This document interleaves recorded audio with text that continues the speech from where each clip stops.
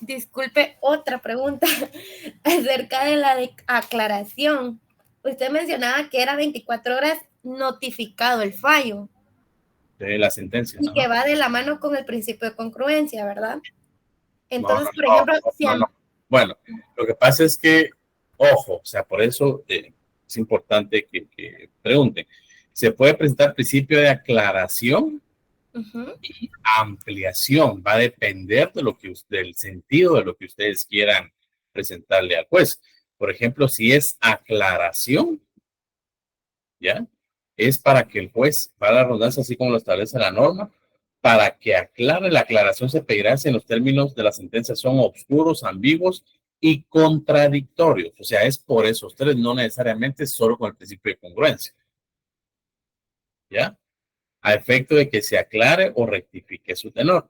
Y la ampliación se pedirá si se omitió resolver alguno de los puntos. Entonces, sí, un aspecto con el principio de congruencia, pero no solamente por eso, sino también cuando son oscuros, cuando son ambiguos o cuando de una u otra manera no se entiende la parte resolutiva de la sentencia. No sé si me explico. Sí, licenciado. Gracias. Para servir. Bien, jóvenes, ¿alguna otra duda aparte de las preguntas muy acertadas que Darling realizó? Bien, el día de hoy vamos a ver la segunda instancia. ¿Qué es la segunda instancia, jóvenes? Bueno, de conformidad con la guía, porque obviamente todos lo estamos dando con la guía correspondiente. Aquí vamos a ver específicamente el objeto y el alcance de la segunda instancia en el procedimiento ordinario laboral, la interposición de excepciones y producción de deber y el auto para mejor fallar. ¿Ya? Pero en realidad esto es algo muy sencillo, ¿ya? Que, ojo, recordémonos que el juicio o la segunda instancia no es un juicio de conocimiento, esa es pregunta de examen, pregunta de privado, porque no creo que ustedes, pero si en ustedes existe la duda que la segunda instancia es otro juicio de conocimiento, no. La segunda instancia específicamente solo se refiere a que los magistrados de la sala de la Corte de Apelaciones en materia de trabajo y previsión social van a realizar o van a revisar, ya, hacer un análisis del trabajo que hizo el juez de primera instancia, pero no pueden venir y solicitar, a menos que se emita auto para mejor fallar, si no está propuesta, un diligenciamiento o una prueba que ellos crean conveniente, pero no es un juicio de conocimiento como tal. Dígame, Darling. Pero siempre sigue siendo ordinario, licenciado. ¿Se lleva como ordinario o ya no? No, por eso les ¿O digo. tiene carácter ejecutivo? No. No, tampoco. Ok. Por eso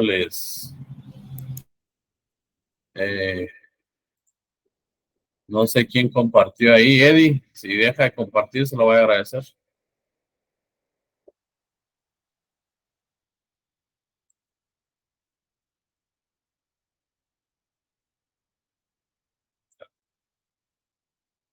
No, por eso les hago la aclaración. La segunda instancia, todos nos vamos por favor al 211 de la Constitución. ¿Alguien que me lo lea?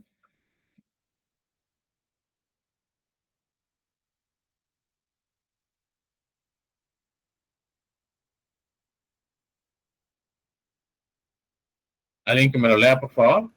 211. Instancia en todo proceso. En ningún proceso habrá más de dos instancias y el magistrado o juez que haya ejercido jurisdicción en alguna de ellas no podrá conocer en la otra ni en casación en el mismo asunto sin incurrir en responsabilidad. Ningún tribunal o autoridad puede conocer de proceso fenecido salvo los casos y formas de revisión que determine la ley.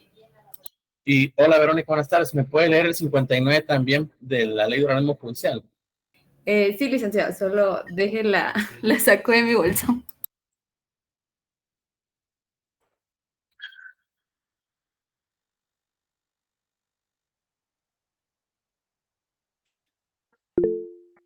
Dígame, Sharon. Yo tengo el artículo 59 de la ley del organismo judicial, licenciado. ¿Me lo lee, por favor? instancias. En ningún proceso habrá más de 2 instancias. Gracias. Entonces, si así ustedes lo consideran, el 211 lo relacionan con el 59, por favor, ¿oye? El 59 de la Ley Orgánica Judicial. Entonces, ¿qué es el recurso de apelación? El recurso de apelación obviamente es un medio de impugnación por el cual se presenta ante el órgano que emitió el fallo o la sentencia de primera instancia para que las actuaciones que éste realizó sean conocidos en un tribunal o en una sala de la Corte de Apelaciones. Regularmente se le conoce dentro de la doctrina como un tribunal de alzada. Cuando ustedes escuchen un tribunal de alzada, se refiere que específicamente es a las salas de las Cortes de Apelaciones. De hecho, ahorita ustedes como futuros abogados deben de estar muy pendientes de la elección de magistrados de Corte de Corte Suprema de Justicia y de las Cortes de Apelaciones que se van a dar específicamente ya en los próximos meses, porque obviamente el sistema judicial en Guatemala tiene un poquito de decadencia cada 5 años por el cambio que existe dentro de las salas de los órganos jurisdiccionales, porque obviamente aunque hay jurisprudencia, aunque hay gacetas, aunque hay normativos, siempre existe obviamente por la independencia judicial el criterio de algunos jueces. Entonces pasó ahorita en estos temas. En los juzgados, en las salas laborales, nombraron algunas personas de trayectoria judicial o jurisdiccional, pero que estaban, por ejemplo, enfocados en materia de cuentas, que estaban enfocados específicamente en temas penales y lo nombraron para temas laborales. Pues, ¿qué creen ustedes que ha pasado ahí? Ahí, pues, obviamente tienen que ir a leer, tienen que ir a aprender y obviamente deben de emitir los fallos. Claro, están los, ahorita voy, Verónica, están los secretarios, está el secretario, están los oficiales, pero sí es un tema en donde las comisiones de postulación deben de nombrar o deben de seleccionar a las personas con la experiencia y la Corte Suprema de Justicia, cuando nombre a los magistrados de las Cortes de Apelaciones, debe de venir y nombrarlos por su expertise en las salas correspondientes. Dígame, Verónica. Licenciado, es que cuando usted empezó a hablar de la segunda instancia, Sí. mencionó algo al respecto sobre los magistrados, pero no entendí muy bien eso porque se me cortó el internet, disculpe. No, es lo que estaba hablando, Verónica, que deben ustedes de darle seguimiento a la elección de magistrados que viene este año.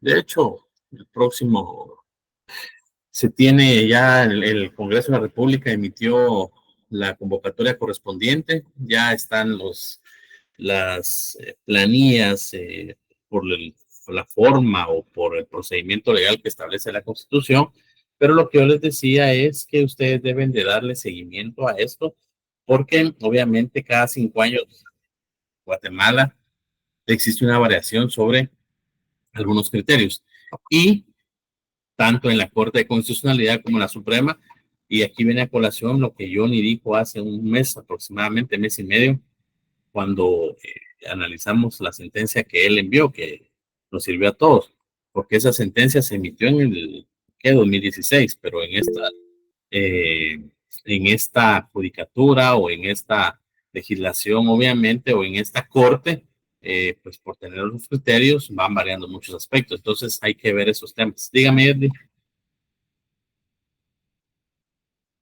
Dígame, Eddy. ¿Yedley? Perdón, licenciado, se me activó. Ok. Entonces, al final, bien, vayámonos todos, por favor, al artículo 367.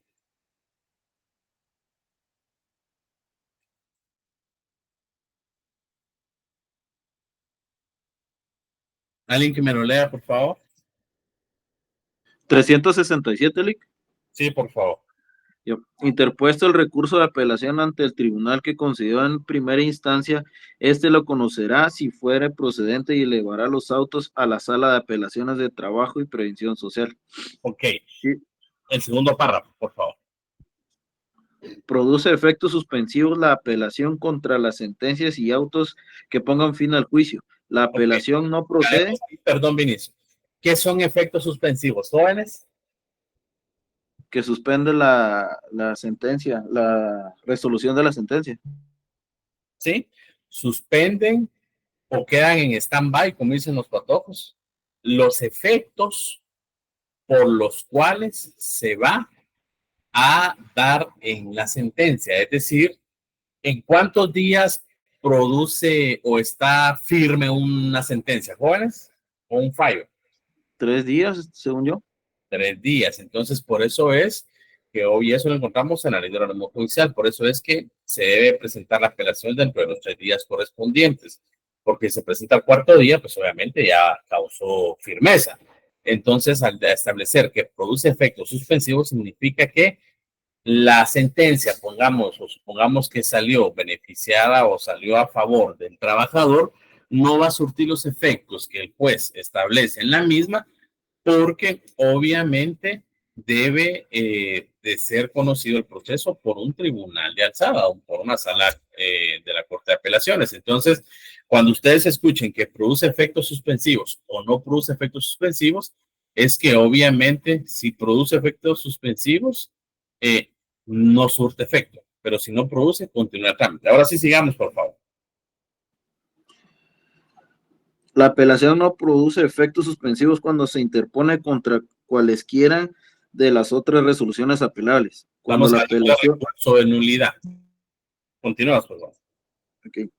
Cuando es de las que no produce efectos suspensivos, el tribunal elevará los autos originales y continuará conociendo con el duplicado. La apelación sin efectos suspensivos lo adquiere si al continuar conociendo el tribunal en primer grado llegare al momento de dictar sentencia y no estuviera resuelta en la apelación. En tal caso, el fallo de primera instancia será pronunciado hasta que cause ejecutoria lo resuelto por el tribunal del segundo grado. Así es. Bien, aquí vamos específicamente al procedimiento correspondiente, ¿ya?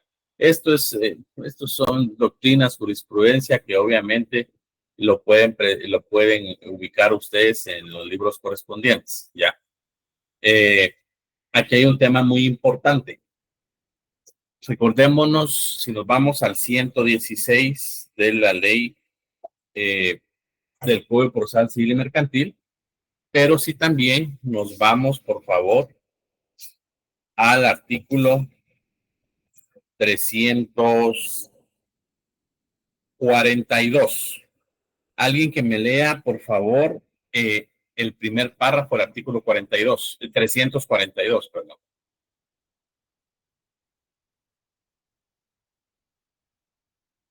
¿Del Código de Trabajo? Sí, Ashley, por favor. Okay. Artículo 342. Previamente a contestarse la demanda o la reconvención y en la audiencia señalada para tal efecto, se opondrán y probarán las excepciones dilatorias, salvo las nacidas con posterioridad, que se podrán interponer hasta antes de que se dicte sentencia en segunda instancia.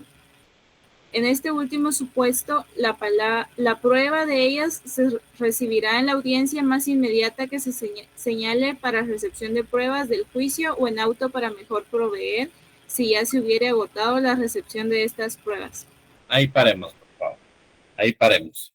El segundo párrafo, gracias, Ashley. Las excepciones perentorias se opondrán con la contestación de la demanda o de la reconvención, pero las nacidas con posterioridad y las de pago, prescripción, cosa acusada y transacción, escuchen esto, se podrán interponer en cualquier tiempo mientras no se haya dictado sentencia de segunda instancia. Es decir, que si por cualquier razón no se presentó una excepción perentoria, ya dentro del proceso como tal, se pueden presentar porque estos surten, recordemos que estos van a atacar el fondo como tal. Aquí regularmente las excepciones que se presentan es la prescripción o, por ejemplo, una excepción perentoria de pago, ya que por una u otra razón existen personas algo desordenadas o más que desordenadas, no encuentran algunos documentos y lo que hacen es venir, y me ha pasado en varios casos, que encuentran los benditos finiquitos o que encuentran los documentos como tal, ya cuando han dictado sentencia en primera instancia.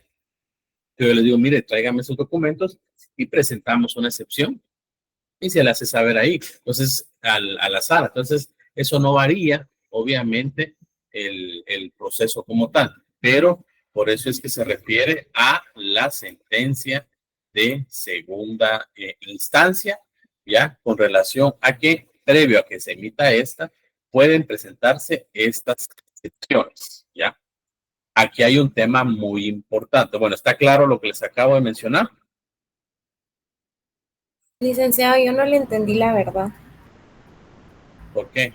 ¿Qué no entendió? Porque me estoy confundiendo en lo que está hablando de las excepciones perentorias. O sea, sí se puede interponer en cualquier parte del proceso, pero en segunda instancia ante la sala, ¿verdad? Así es, ante la sala. Pero también, o sea, acá menciona en el artículo lo que es la prescripción, cosa juzgada y la transacción. Así es. Pero usted, creo que en la clase pasada hablaba que la prescripción no contaba o algo así. Me recuerdo que escuché. No. Pero Darling, por eso hay que, Darling y compañeros, por eso tenemos que leer. ¿Qué es la prescripción? Estoy hablando de excepción de prescripción. ¿Se recuerdan cuando les expliqué la excepción de prescripción a qué me refería? ¿Se recuerda, Darling? En este momento no, Lick. Ok, alguien que nos apoye, porque aquí estamos por... ¿Qué es la excepción de prescripción, jóvenes?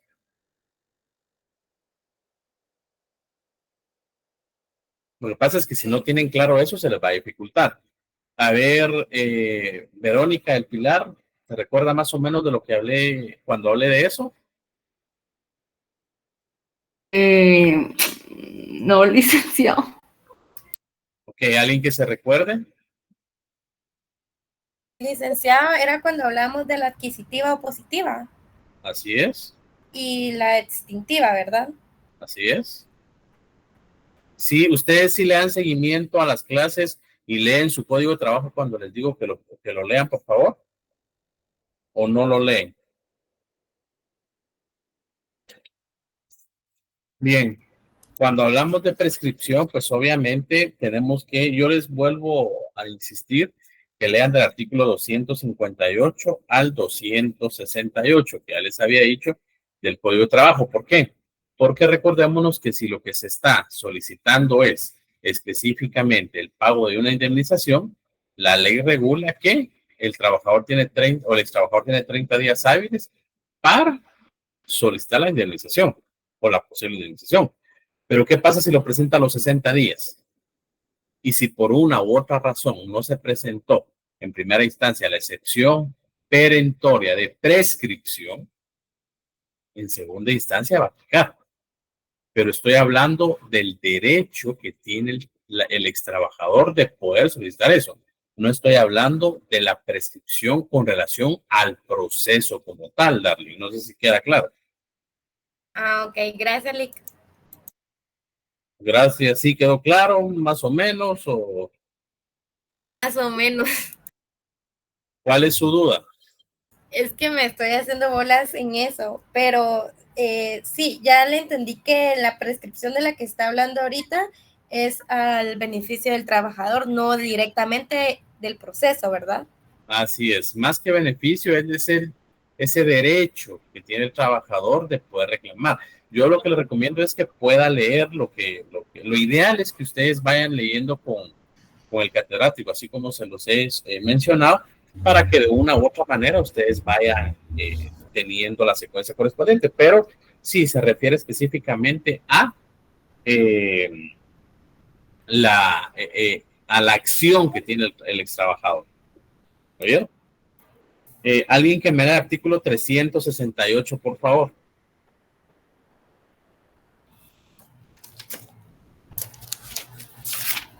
Ya le recibido los autos en la sala de apelaciones de trabajo y prevención social, por apelación interpuesta dará audiencia por 48 horas, a la parte recurrente, a efecto de expresar los motivos de la inconformidad. Vencido el término, se señalará día para la vista. Haremos ahí, perdón. Gracias, Vinicio. Vamos a leer despacio para que vayamos yendo por partes. Recibido los autos en la sala de apelaciones de trabajo y prevención social, por apelación interpuesta, dará audiencia por 48 horas a la parte recurrente. ¿La parte recurrente quién es, jóvenes?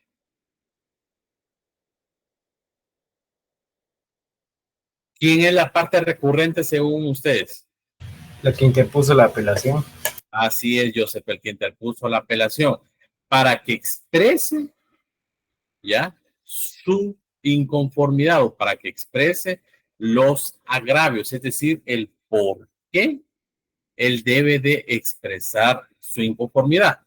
Entonces, se presenta la apelación dentro de los 3 días correspondientes, se elevan las actuaciones a la sala jurisdiccional, tendría que ser no más de 2 o 3 días de conformidad con la ley, pero lo que pasa en la realidad es que se presenta la apelación, por ejemplo, nos notificaron ayer la sentencia, presentamos la apelación hoy o mañana y ahí se queda parado el proceso como 3 o 4 meses en lo que el juzgado de primera instancia eleva el expediente a la sala jurisdiccional. Y ya después la sala jurisdiccional, en lo que le dan trámite correspondiente, ya, ahorita voy, Vinicio, en lo que le dan trámite correspondiente, solo para que le den las 48 horas, se tardan unos 3 o 4 meses. Dígame, Vinicio. Con nosotros lleva 8 meses lo de la apelación, Lick, para las vistas. Ah, pero para la vista. Sí. ¿Y cuánto se tardaron en que presentaron la apelación y lo elevaron a la sala? La demanda se presentó en mayo del año pasado, hubo sentencia en septiembre y como a los 2 días hubo la apelación, la subieron a sala como en 20 días tal vez, notificaron. Rápido, tuvieron suerte. Tuvieron suerte. ¿Y en cuánto tiempo les dieron la audiencia de 48 horas? Audiencia de 48 horas lo dieron como en un mes más o menos. Ah, tuvieron suerte. Y después de eso le notificaron como a los 2 meses, 3 meses, que su vista es ¿para cuándo? Aún no han notificado esa parte, Lick. Ah, bueno. Entonces, ¿por qué? Entonces ahí, pues han tenido suerte. Ahora bien, una vez recibido los agravios correspondientes, en ese ínterin es donde se pueden presentar antes de la vista o antes de la segunda instancia, es donde se pueden presentar, 1, las excepciones perentorias o 2, de una u otra manera, si nos vamos a el artículo 356 del Código de Trabajo. Por favor, alguien que me lo lea.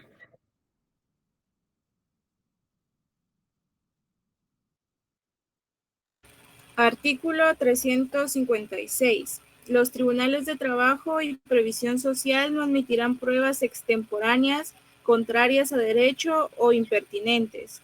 En caso de negatoria de recepción de pruebas, los litigantes tienen derecho a que se haga constar su protesta y a solicitar la recepción de estas en segunda instancia, y la sala respectiva resolverá lo procedente. Ahí está. Ahora, gracias, Aileen. Ahora, por favor, nos vamos entonces al artículo 369.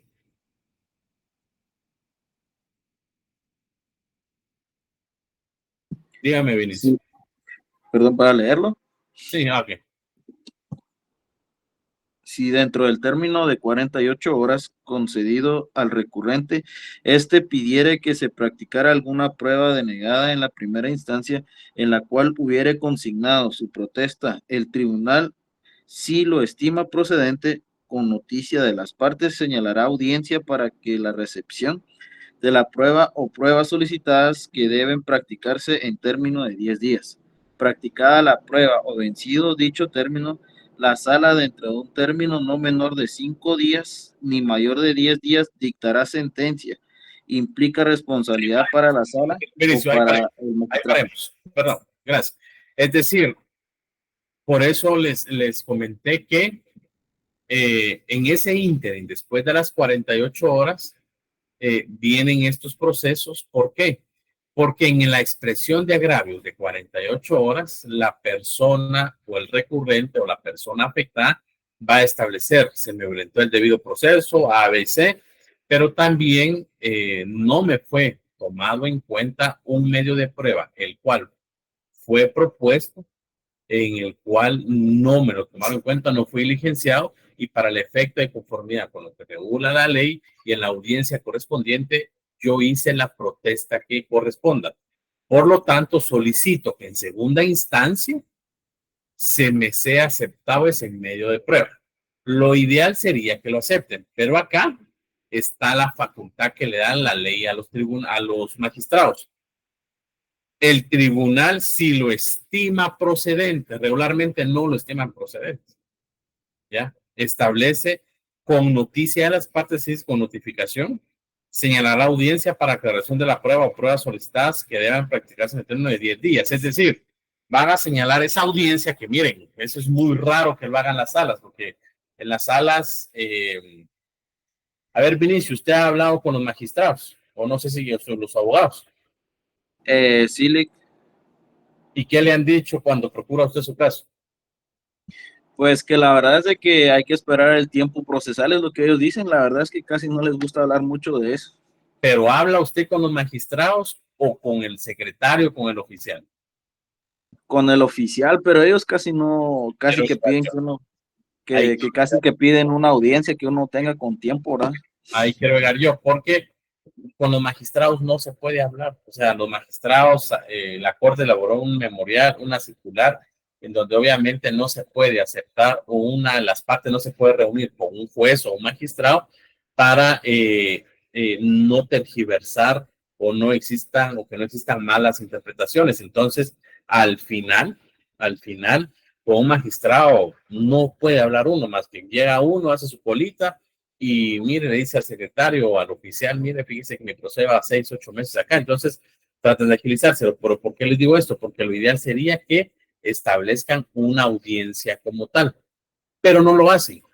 Entonces, en esta recepción de pruebas o en esta situación que se expresa en el memorial de agravios, que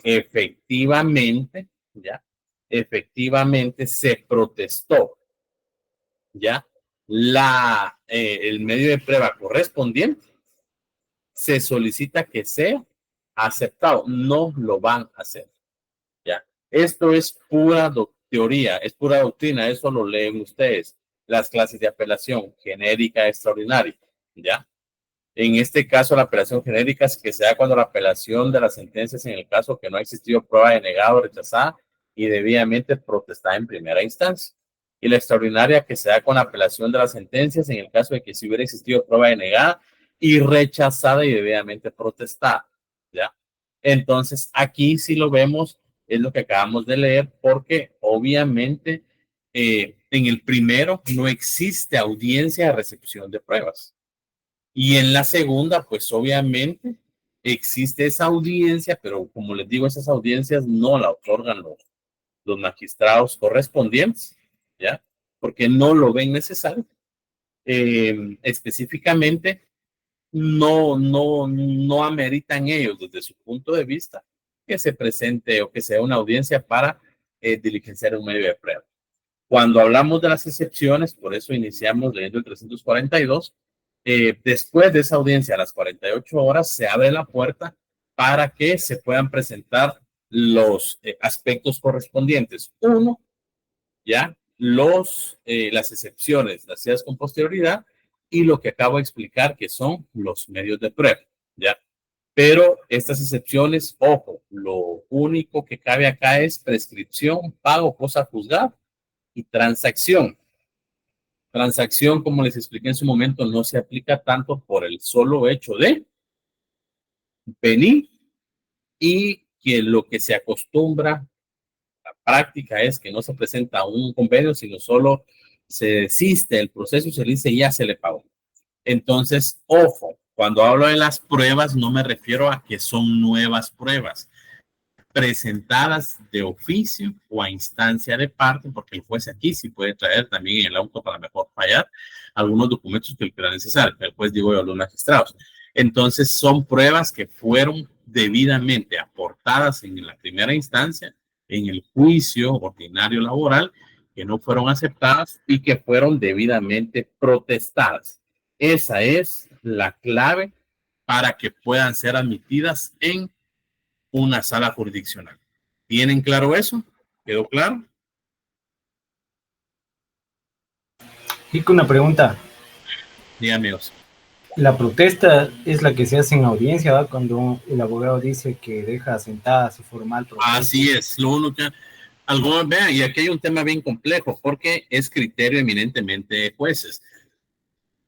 Hay algunos jueces que regulan a lo que les voy a decir. Por ejemplo, en una confesión judicial, no le aceptan a 1, 2, 3, 4 pruebas, 4 preguntas.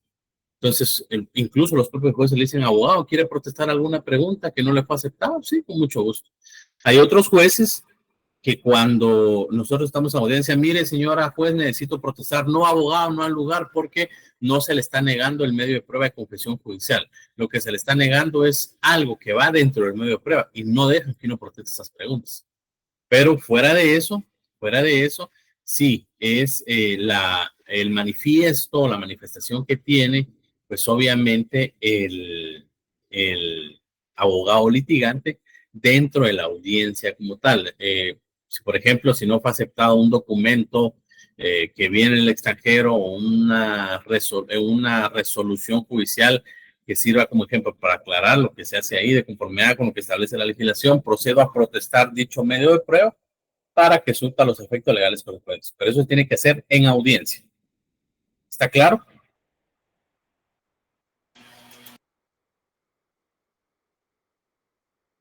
¿Está claro eso, jóvenes? Sí, gracias. Ok. Y cuando hablamos de auto para mejor fallar, ¿ya?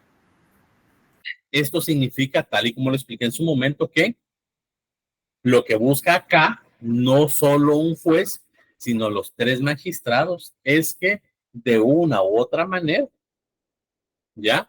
Exista la aclaración de algo que surge o surte dudas, ¿ya? Por ejemplo, en el caso que yo les acabo de mencionar, o les mencioné en plática que yo no adjunté unos documentos,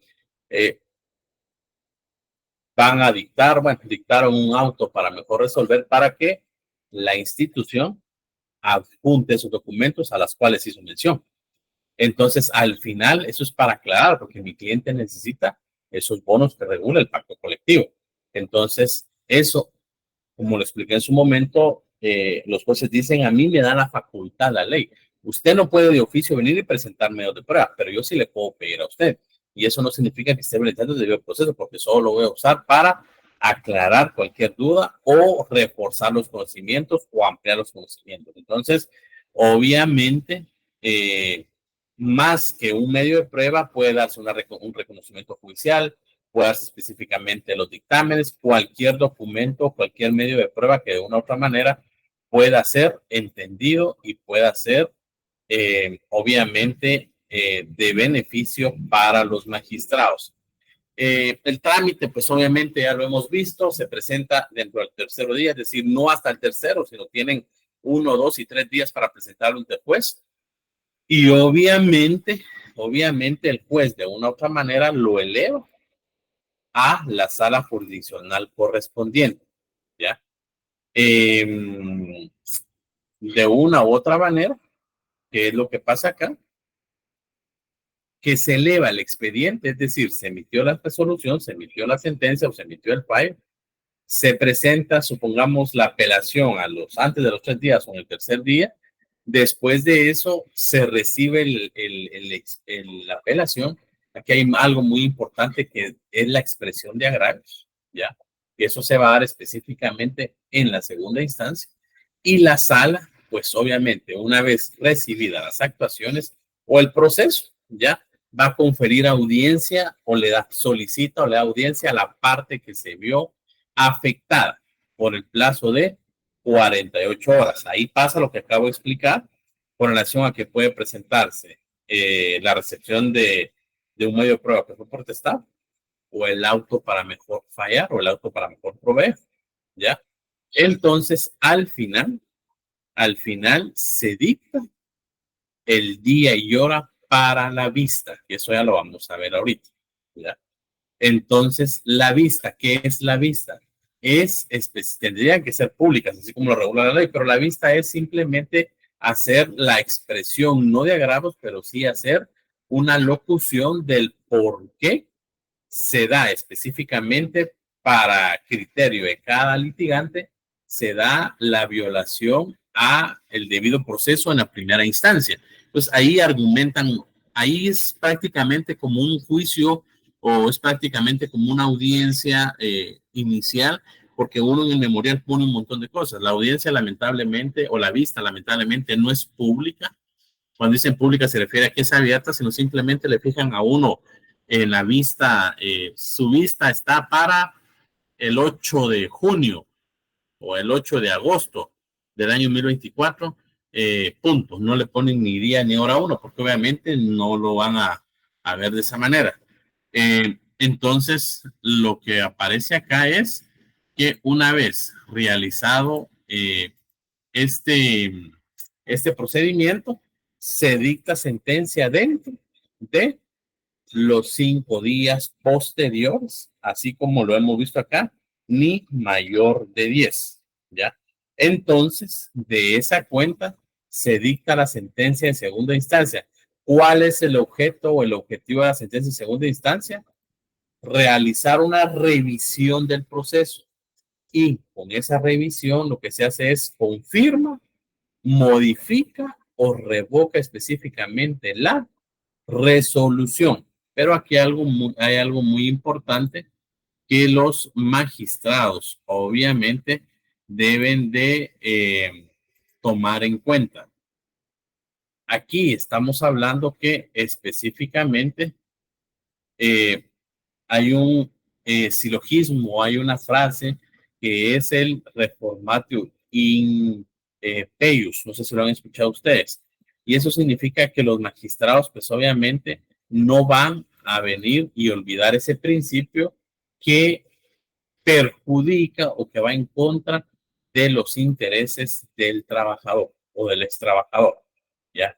Entonces de esa cuenta es que si existe una violación al debido proceso y se cometió un error, modifica la sala jurisdiccional el fallo. No entra a un juicio ordinario, no es un juicio de conocimiento, solo es una instancia revisora de que obviamente existe, ¿ya? Existe la revisión por un órgano en segunda instancia. Entonces, por ejemplo, acá les había mencionado yo, ¿ya? Que en Guatemala existe el sistema de doble instancia, que es lo que leyeron ustedes al principio en el artículo 211. Entonces, al final lo que pasa acá es que específicamente se da esta revisión. ¿Y qué es lo que pasa? Porque ya hay jurisprudencia correspondiente y es lo que está aplicando las salas ahorita. Si la parte que presentó su apelación no expresa los agravios, pero sí la vista, obviamente los magistrados desde hace unos años, 5 o 6 años, la administración anterior, y establecieron, bueno, si no presentó expresión de agravios, ¿para qué vamos a dar vista? Entonces solo se presenta la apelación, revisa de oficio la sala jurisdiccional y obviamente lo que se hace es venir y emitir sentencia. Pero con base en el principio de tutelaridad, ¿ya? Con base en ese principio de desigualdad o de protectorio al trabajador, la Corte Constitucional en las sentencias 1478, 1897 y 3066 del año 2018 establece obviamente si el trabajador no presenta sus agravios, no se tiene que tomar por abandonado esa acción. Y lo que debe de hacer es específicamente emitir la sentencia. Por eso está acá. En estos casos, el Tribunal de Alzada debe observar el principio de reformatio peius, el cual limita que la autoridad modifique la decisión judicial que revisa en perjuicio de los intereses del impugnante. En pocas palabras, que no debe de socavar de una u otra manera esos intereses que por una u otra acción benefician al trabajador. Pero ¿qué es lo que pasa? ¿Qué es lo que pasa? Que de una u otra manera, si el que presentó específicamente los agravios o la apelación fue el patrón, ¿ya? Miren cómo cambia acá, porque aquí regula cuando sea el patrono quien recurra en apelación el fallo de los jueces de trabajo y previsión social y no exponga en el momento procesal correspondiente los motivos en que funda su inconformidad, acaece una desacertada actividad impugnativa que provoca que no exista materia sobre la cual puede pronunciarse el tribunal de alzada. Es decir, no hay vista y se pronuncia, ¿ya? De esa cuenta es que ellos dicen, la omisión indicada no permite delimitar los aspectos sobre los cuales debería versar el análisis del órgano que conocerá la apelación. En pocas palabras, lo que hace la sala es, bueno, si presentó la apelación y no hubo agravio, se tiene por abandonado el proceso y emitan la sentencia confirmando todo de primera instancia. Entonces ven, se dan cuenta el beneficio, se dan cuenta cómo es protectorio hacia el trabajador, incluso hasta en estos casos, ¿ya? Porque de una u otra manera aplicaría de esa forma. Entonces, fácil y sencillo, procedimiento, se emite la sentencia correspondiente, se presenta la apelación si se analiza que existe algún perjuicio, se eleva a la sala correspondiente le da trámite obviamente y notifica a la parte recurrente o a la parte agraviada para que exprese sus agravios. Si la parte agraviada en sus agravios dice fue una prueba, fue protestada, o fíjese que existió algo que yo no presenté en su momento porque no lo encontraba, se presenta la excepción perentoria, ya sea de pago, prescripción, cosa juzgada, como lo hemos visto ahí, y obviamente si la sala considera que la prueba debe de ser aceptada, si fue debidamente protestada, fija una audiencia, de lo contrario, no la acepta y se fija obviamente el día y hora para la vista. Y fijado el día y hora para la vista, pues obviamente ya se emite la sentencia correspondiente. Ese es el proceso del juicio ordinario laboral. ¿Alguna duda de la segunda instancia del juicio ordinario laboral? ¿Alguna duda, jóvenes? Dígame, Amy. Buenas tardes. Buenas tardes, licenciado. Perdone, ¿qué es una prueba protestada? Una prueba protestada es la inconformidad que tiene el abogado, o más que el abogado, la parte, porque no le fue recepcionado una prueba en su momento. Entonces, cuando uno dice protesta, presento mi inconformidad porque este medio de prueba me va a servir y usted, juez, me está negando el debido proceso y mi derecho de defensa. Entonces, protestar es hacer ver su inconformidad porque un documento o una prueba no fue recepcionada. Gracias, licenciado. ¿Alguna duda, jóvenes? Esto ustedes lo van a encontrar, el juicio, el trámite es sencillo, está del 367 al 369. Yo traté de que una magistrada me pudiera apoyar más el fondo, pero le había pedido hoy y se dificultó, entonces tal vez el día lunes me puede apoyar ella, voy a seguir intentando, pero prácticamente ese sería el juicio. Bien, vamos a avanzar con el juicio ejecutivo laboral. ¿Alguna duda antes de seguir el juicio ejecutivo laboral? Que en la práctica le denominamos el GEL. ¿Qué es el juicio ejecutivo laboral? El juicio ejecutivo laboral de conformidad por eso les supliqué que el día lunes vamos a ver un poquito nada más concepto del proceso ejecutivo. En procesal civil y mercantil ya terminaron programa. Sí, No, licenciado. ¿Sí o no? No, porque todavía nos falta una clase. ¿Y cómo van ahí? ¿Ya vieron el juicio ejecutivo? No, solo hemos visto el ordinario y solo en eso nos vamos a quedar hasta donde llega la sentencia. Ah, ok. Bien. Yo le recomiendo entonces, ¿y el juicio cuándo lo van a ver? El otro semestre. Sí, el otro semestre. Bien. Fácil y sencillo. ¿Qué es un juicio ejecutivo? Es un juicio en la cual se cobran obligaciones que deben de llevar específicamente 3 aspectos. Uno, ya, que sean obligaciones que estén documentadas. Como dice, un título ejecutivo debe establecer, obviamente, que debe tener una obligación líquida, exigible y de plazo vencido. Dígame, Benicio. Eso es cuando ya hay sentencia firme y se pagan salarios caídos, ¿verdad? Ahí quiero llegar yo. El juicio ejecutivo laboral en derecho de trabajo. Dígame, Adri.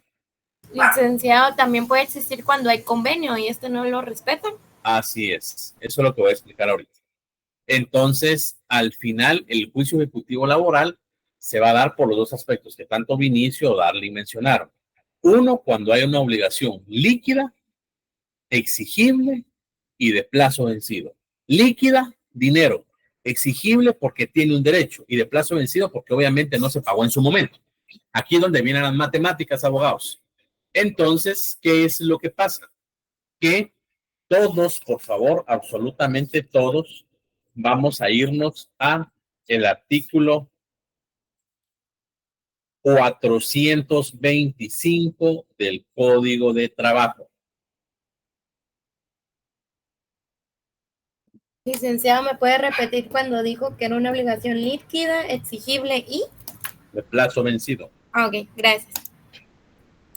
¿Alguien me da el 425, por favor? Artículo 425. Debe ejecutar la sentencia el juez que la dictó en primera instancia. Las sentencias dictadas por los tribunales de arbitraje deben ser ejecutadas por el juzgado de la zona económica a que correspondan esos tribunales. Cuando dice la zona económica se refiere, eso ya lo vamos a ver en colectivo, primero Dios, eso es cuando ya deja de ser un tribunal de conciliación y pasa a ser un juez unipersonal otra vez, o sea, el juez como tal. Pero ahí es donde viene específicamente el aspecto de, como decía Vinicio, ya no hay apelación, la sala confirmó la sentencia venida en grado, ya pasaron los 3 días correspondientes, no hay una acción de amparo, porque ese es otro tema, es incluso hasta un punto de tesis, porque hay muchos abogados que utilizan la acción constitucional de amparo como una tercera instancia. Ustedes van a escuchar en la calle y en la práctica, presentar un recurso de amparo. ¿Ustedes consideran que el amparo es un recurso o es una acción constitucional? Es una acción. Es una acción constitucional. Así es, entonces ustedes tienen que venir y si son sus cuates, corregirlo. Mal vos, el amparo no es un recurso. Porque ustedes van a escuchar con los propios abogados, un recurso de amparo, presentátelo, no es recurso. Y el amparo se presenta sí, solo sí, es viable y necesario. Pero aquí el amparo lo utilizan, por eso es que hay una socavación de procesos, ¿ya? Entonces, pero supongámonos que no hay amparo y que ya está firme la sentencia, ahí viene y específicamente nos vamos al 426. Alguien que me lo lea, por favor. Para el cobro de toda clase de prestaciones reconocidas de la secuela del juicio o en la sentencia firme de los tribunales de trabajo y prevención social, así como para el de las demás prestaciones a que refiere el artículo 111 de este código, el juez de oficio paremos ahí, Vinicio. El juez de oficio, ¿qué principio está ahí, jóvenes? El principio procesal. Impulso procesal de Impulso oficio. procesal. Por eso es que ustedes ya comprenden que en derecho de trabajo no aplica la prescripción. No aplica la prescripción, digo, no aplica la caducidad. ¿Por qué? Porque el juez de oficio obviamente va a darle trámite a esto. Ahora sí sigamos, por favor. El juez de oficio y dentro del plazo de 3 días de notificada la ejecutoria o de aceptada la obligación practicará la liquidación corresponde. La aceptada la obligación practicará la liquidación que corresponda y se le notificará a las partes. Paremos ahí, por favor, paremos. Leamos despacito, Vinicio, por favor. Gracias, Vinicio. 1. ¿Qué es la ejecutoria, jóvenes?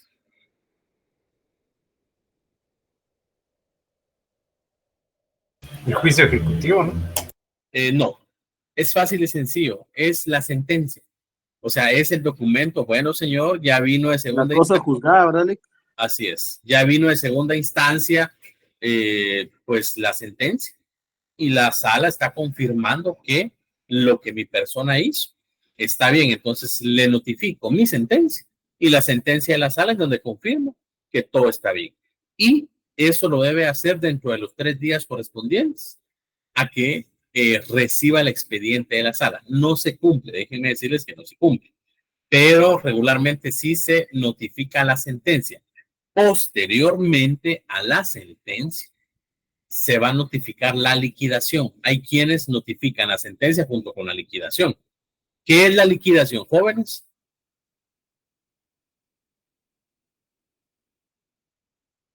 El pago, Lick.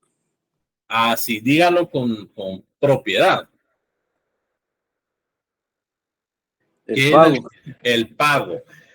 pregunta de examen y siempre me pasa en todos los semestres, ya vemos 63 conectados, eso quiere decir que a lo mejor lo van a poner, pero siempre les pregunto en el examen final, cuando hablamos de un juicio ejecutivo laboral, ¿qué es la liquidación? La liquidación es esa fórmula o ese cálculo matemático que un juez realiza en donde consta el pago que se le hace a una persona que ha sido obtenida con una sentencia favorable. Muchos me contestan que la liquidación es el pago que se le hace al trabajador cuando se le despide. Malo. Espero de verdad que aquí habemos 63 conectados, no pase eso. Me imagino que va a pasar porque faltan más de 80 alumnos, pero cuando hablamos de la liquidación en materia de juicio ejecutivo laboral, nos referimos a ese cálculo matemático, ¿ya? Entonces, de esa cuenta, dígame. ¿Puede repetir la licencia? Es que solo apunté donde dice es el cálculo matemático que realiza el juez del pago. Sí, Darling, vea, Darling, yo les he dicho a ustedes, no se queden con lo que yo les digo. O sea, no necesariamente tienen que dar con lo que yo les digo, yo solo les digo con mis palabras, pero ahí es donde viene y deben ustedes de investigar. No, licenciado, pero para agarrar como que el ejemplo.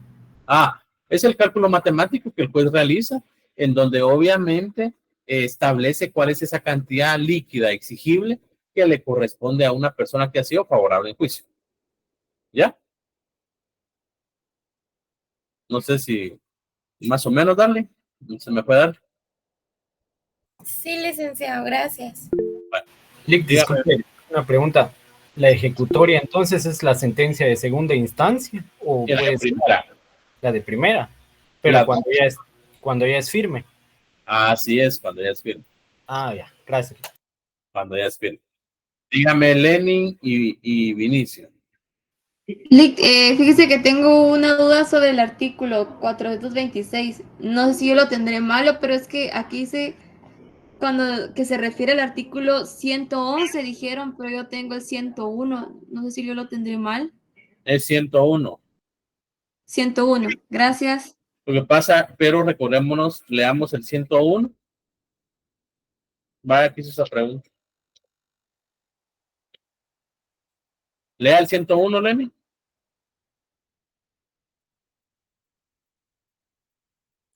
Artículo 101. Los créditos por salarios no pagados o las indemnizaciones en dinero a que los trabajadores tengan derecho en concepto de terminación de sus contratos de trabajo gozan en virtud de su carácter alimenticio de los siguientes privilegios una vez que unos u otras hayan sido reconocidos por los tribunales de trabajo y previsión social. ¿Lo leo todo? Solo la. Literal A, pueden ser cobrados por la vía especial que prevé el artículo 426. Ahí está, es decir, juicio ejecutivo. ¿Estamos? Gracias, Lick. Para servirles. Bien, entonces, ¿qué es lo que pasa acá? Estas son definiciones, ojo, yo no las hice, ustedes las pueden encontrar en los libros. Yo lo que quiero, jóvenes, es motivarlos a ustedes a que ustedes lean. No se queden solo lo que yo les digo, porque ustedes, de más está que les diga que obviamente son ya profesionales. Ahorita voy, Vinicio. Entonces, ustedes tienen que, el abogado tiene que leer. Ustedes, por ejemplo, para el juicio ejecutivo laboral tienen que leerse enciclopedias para entender un juicio ejecutivo laboral. No algo que les diga Jesús Arbizu en 10 minutos. Entonces, pero estos solo son pinceladas que yo les doy. Dígame, Vinicio. Una pregunta, Alec. Cuando ya hay sentencia de juicio ejecutivo para pagar, digamos, los salarios caídos, ¿se apersona ahí el Ministerio de Trabajo para velar que se dé cumplimiento? No, aquí no es ministerio, aquí, por eso les digo, yo sé que usted va a decir que jode, mejor que me dé la respuesta, pero yo los insto a que lean, porque eso está en la doctrina, pero eso ya es práctica, entonces no es el ministerio, es un ministro ejecutor que nombra el organismo judicial. El Ministerio de Trabajo aquí ya está fuera de todo, ya, aquí ya no. Hay a quienes, algunos abogados, por la práctica, que obviamente si se hace en la práctica no quiere decir que es lo legal, que van a la inspección y sí, dicen la inspección y van. El inspector no es una autoridad judicial para que ejecute una sentencia. ¿Quién va a ejecutar la sentencia judicial, jóvenes? ¿El organismo judicial? Así es. Entonces, ¿por qué creen ustedes que algunos van a la inspección? O no saben el procedimiento, o cobrarle más al cliente, o por pensar que un inspector para abrir la puerta a un incumplimiento. Pero ahí si yo fuera el abogado de la parte laboral, patronal, diría, señores, esto no le corresponde a la inspección, porque obviamente no puede venir la inspección y ejecutar una sentencia eminentemente que le corresponde al organismo judicial. No sé si me explico. Entonces, los procedimientos como tal, si hablamos específicamente, acá, concepto de proceso ejecutivo, es competente para ejecutar la sentencia del juez de trabajo y previsión social que la dictó en primera instancia, ¿ya? En juicio oral en única instancia, artículo 425, 80 de la ley de servicio civil, cuando hablamos de los trabajadores del Estado. Eso lo pueden apuntar, por favor, ¿ya? Aquí hay un tema muy importante. ¿Qué es el título ejecutivo? Jóvenes, aquí tienen que tener ustedes la diferencia. Título ejecutivo, acción ejecutiva y patrimonio ejecutable. Título ejecutivo es el documento como tal que mencionaba en su momento Darling también, que por ejemplo un convenio entre la Inspección Federal de Trabajo o ante un abogado surte efecto del título ejecutivo. Entonces, ese se puede venir y ejecutar ante un juez correspondiente, ¿ya? Entonces, título ejecutivo como tal, obviamente es ese documento que trae aparejado un derecho en donde establece una cantidad líquida exigible y de plazo vencido. Pero no es lo mismo un título ejecutivo que la acción ejecutiva, ¿ya? ¿Qué es la acción ejecutiva como tal? Ahí está en la diapositiva.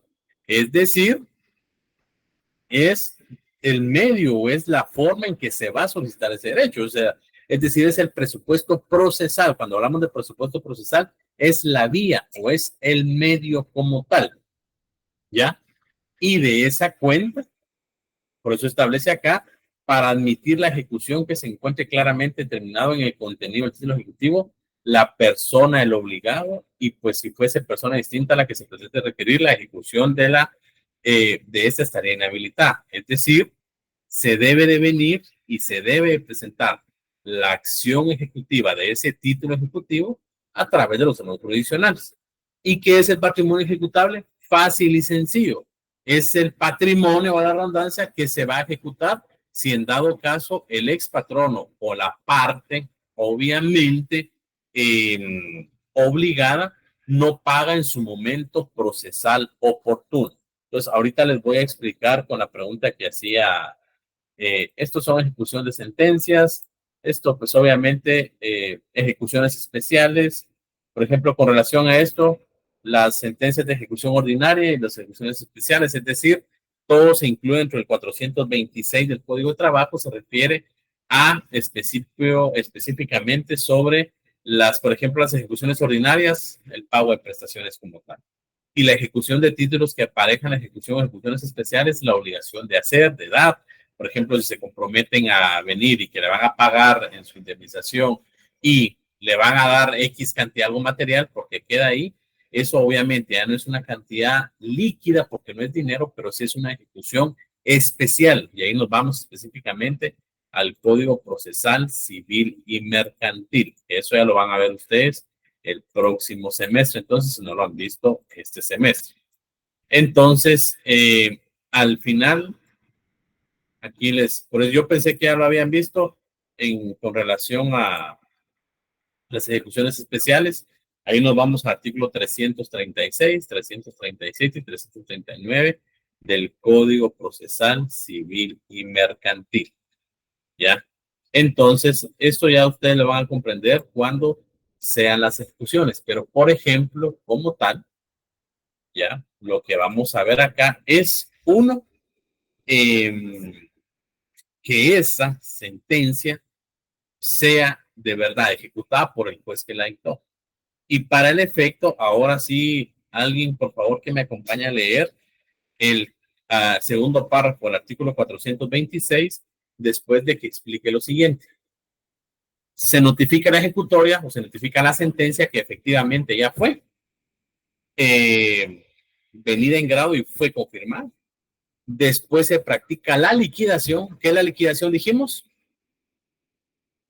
El El cálculo cálculo matemático. matemático que hace el juez.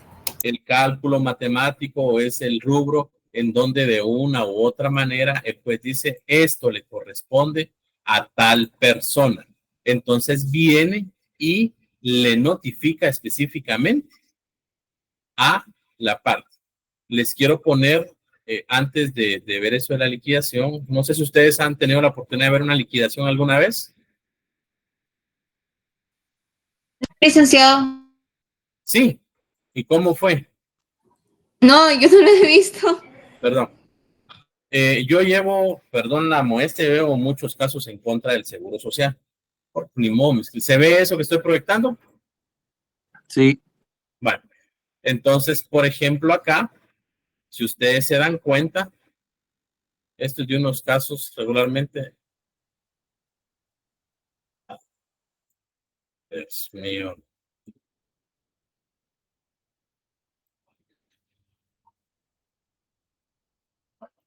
Ahí está.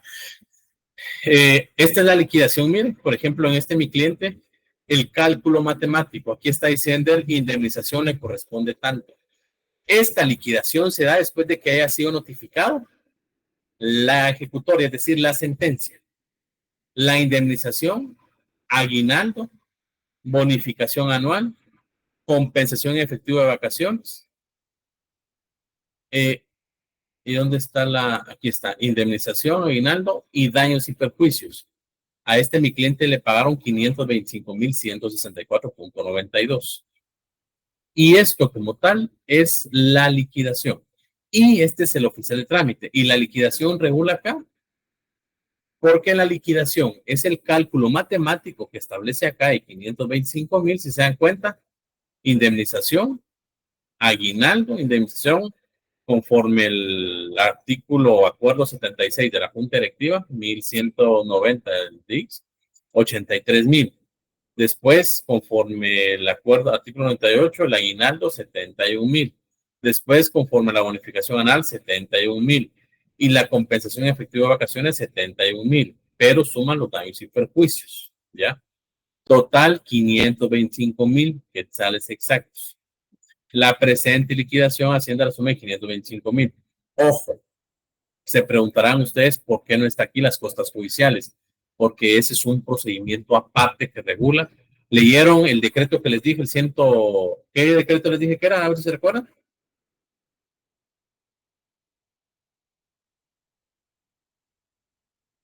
¿Jóvenes? ¿Están ahí? Sí, Lick. ¿Qué decreto les dije que era?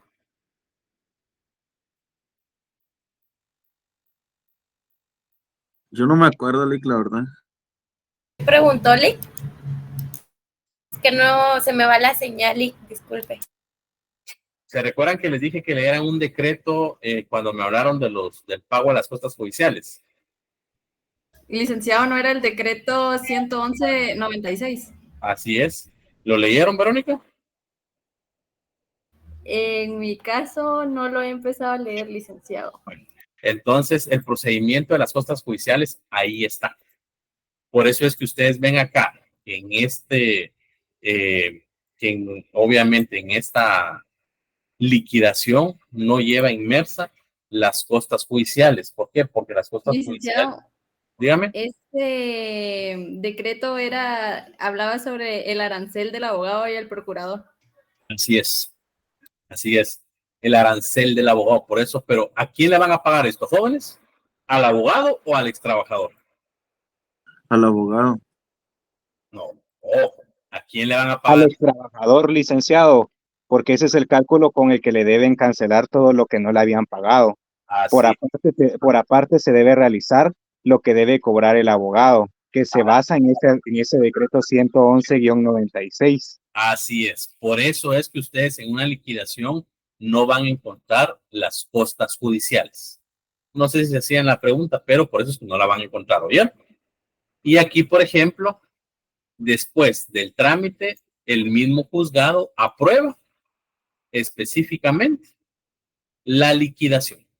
Y por eso acá dice, en el presente caso se encuentra firme la sentencia de fecha tal y tal, por lo que es procedente que se apruebe la liquidación que antecede por la suma de 525,000 quetzales y que la parte demandada debe pagar a la parte actora en concepto de prestación, ojo, en concepto de prestaciones laborales.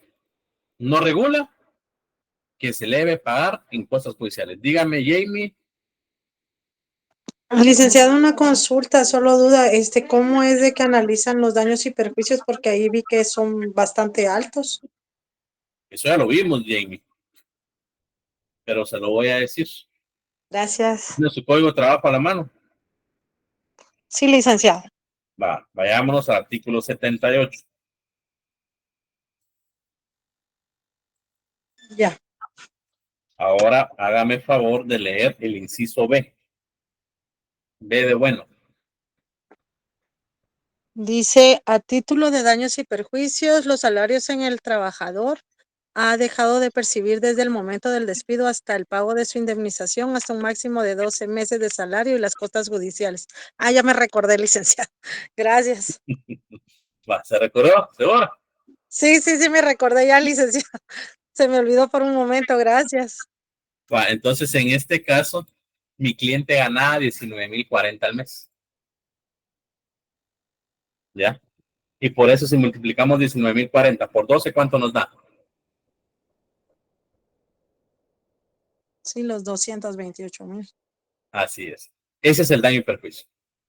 Ojo, ¿se recuerda que les dije si se habían metido a derecho para oír de las matemáticas? Les dije que habían elegido mal, porque en derecho todo es matemática. ¿Se recuerdan de eso? Bien, entonces ya teniendo claro ese aspecto, ahora sí, por favor, nos vamos a leer específicamente. Nos vamos otra vez al 426 y leemos el segundo párrafo del 426. ¿Quién me lo lee? Leámoslo, por favor. Ok, 426. Contra la liquidación no cabrá más recurso que el de rectificación, que procede cuando al practicarse ésta se incurre en error de cálculo. Dicho recurso debe interponerse dentro de 24 horas de notificada la liquidación y en el memorial respectivo se determinará concretamente en qué consiste el error o errores, expresándose la suma que se estime correcta. Este recurso será resuelto de plano sin formar artículo y no admitirá impugnación alguna. Fácil, licenciado. Entonces, el recurso de rectificación es que una vez notificada la liquidación como tal, va a venir, Darling, no sé, está por ahí, hay una definición de liquidación, mire. Sí, ya la apunté, gracias. Okay. Entonces, se me ha ido la baranda a mí. Entonces, una vez notificada la liquidación, únicamente se puede presentar un recurso de rectificación, que lo que va a hacer es solicitar al juez que rectifique. Y ustedes creen que obviamente se presenta dentro de las 24 horas, pero regularmente los recursos no proceden porque, como obviamente los que realizan eso son seres humanos, unos son muy buenos, otros les cuesta, otros mandan a pedir a la inspección el cálculo de prestaciones correspondientes. Ya, entonces de esa cuenta es que por eso los recursos de rectificación casi no se presentan. Pero de esa cuenta es que de una u otra manera presentar la liquidación, solo cabe recurso de rectificación. Y cuando se lee sin formar artículo, ¿a qué creen ustedes que se refiere, jóvenes?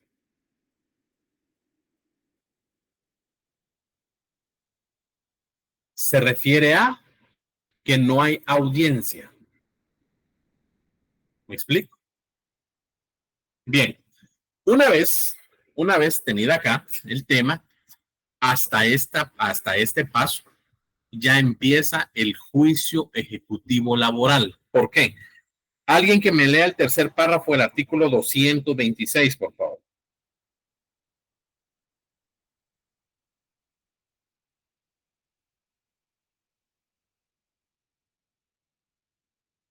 ¿Jóvenes están ahí? ¿Qué párrafo dijo el licenciado? Tercer párrafo.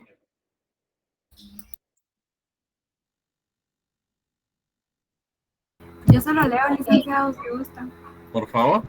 Si dentro del tercer día de notificar la liquidación o de estar firme la resolución del recurso de rectificación correspondiente, el obligado no hiciera efectivo el pago, el juez ordenará que se le requiera al efecto, librando el mandamiento respectivo y ordenando, en su caso, el embargo de bienes que garanticen la suma adeudada con designación de depositario que no esté obligado a prestar fianza. Paremos ahí, fácil y sencillo. Se presenta el recurso de rectificación, está firme, se le notifica, le dice, bueno, usted tiene que pagar, ¿ya? Y aquí venimos, y si dentro del tercero día de notificar la liquidación o estar firme la resolución correspondiente al recurso, el obligado no hiciera efectiva el pago, es decir, se le notifica la liquidación, si él presenta el recurso de rectificación, se le dice sí al lugar, no al lugar, pero una vez notificado tiene 3 días para pagar. Si no paga, el juez de oficio ya viene y dice, bueno, usted no ha pagado, entonces se libra mandamiento respectivo, es decir, se libra un oficio correspondiente, ya, y se le solicita, mire, como usted no pagó, entonces ya viene el embargo de cuentas, embargo de créditos, que garanticen esta suma adeudada. ¿Para qué? Para que de una u otra manera, ahí nos vamos al otro párrafo, por favor, si quieren lo marcan, si dentro del tercero día he practicado el embargo, es decir, se le notifica y le dice, usted tiene 3 días para pagar.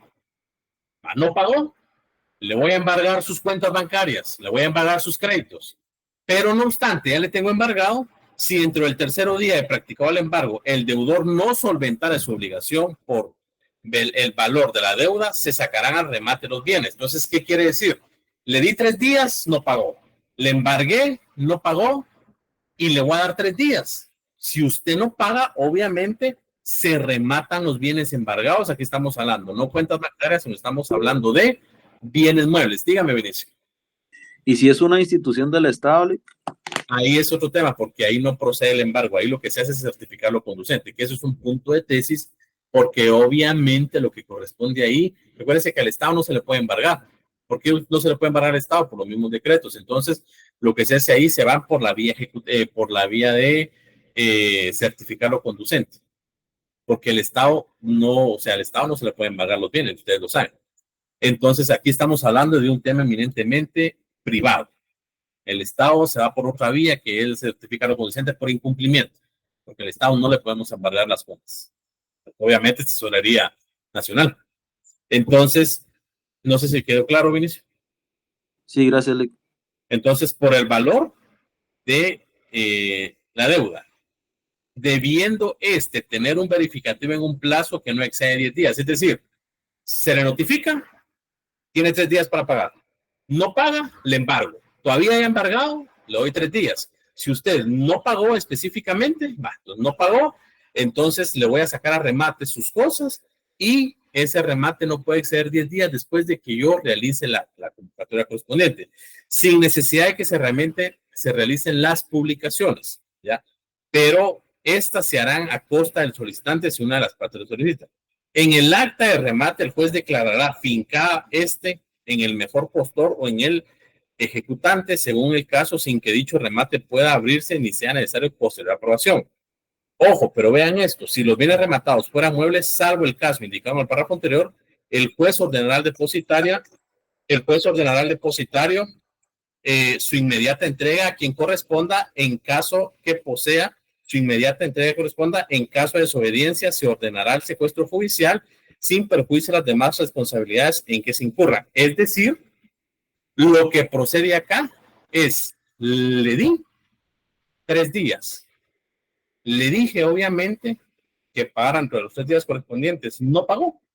Le remato sus cosas. No obstante, si los bienes rematados estuvieran sujetos a registro, como en los casos de inmuebles o de vehículos, se fijará de oficio al obligado un término no mayor de 5 días para que otorgue la escritura relativa de dominio bajo apercibimiento de hacerlo el juez en su rebeldía. Ese es el trámite, jóvenes, del juicio ejecutivo laboral. Y aquí está obviamente la procedencia del recurso de rectificación. En la fase ejecutiva, los procesos de conocimiento de índole laboral no cae más recurso que el expresamente previsto para el efecto en el artículo 426. ¿Cuándo es? Y es el proceso. Yo pensé que íbamos a necesitar el día lunes, jóvenes, pero creo que no lo vamos a necesitar. ¿Tienen alguna duda? Ay, sí sería bueno para un repaso, Lick. Bueno, podemos hacerlo si quieren. Y así, no, bien, tenemos que explicar la sentencia que nos mandó Vinicio, disculpe. Es que así podemos leer doctrina y plantearle las preguntas correspondientes. Porque se me quedaron algunas dudas, pero pienso que si leemos doctrina nos vamos a enfocar como que un poquito más, ¿no? Bien, entonces, jóvenes, el día lunes sería la última clase para un repaso. Repaso general de todo. ¿Estamos? Gracias, Lick. 2:15, ¿les parece? Sí, licenciado, gracias. Dígame, Brenda. Licenciado, una pregunta. ¿El tarifario, el decreto 111-96 lo va a examinar? No, ese no. Ese no. De acuerdo, muchas gracias, licenciado. Para servirles. Feliz tarde, Lick. Bueno, nos vemos el lunes entonces, jóvenes. Buenas tardes. Feliz tarde. Buenas tardes, Lick. Feliz tarde, licenciado. Gracias.